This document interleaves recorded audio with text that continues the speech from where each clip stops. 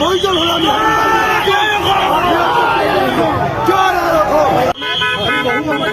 ক'বলৈ বিচাৰিছোঁ, তেওঁলোকে লগ ক'বলৈ নিদিলে। তেখেতলোকে কি কৰিব বিচাৰিছে, ক'লে নিছে, এতিয়ালৈকে আমাক একো জনোৱা নাই। আৰু আমি এটা কথা স্পষ্টকৈ আপোনালোকৰ আগত জনাই দিব বিচাৰিছোঁ, যদি আজিৰ ভিতৰত মুক্তি নিদিয়ে, অহা কালিলৈ ডিব্ৰুগড় জিলাৰ লগতে সমগ্ৰ অসম আমি বন্ধ ধৰে ঘোষণা কাৰ্যসূচী আমি ল'বলৈ বাধ্য হ'ম।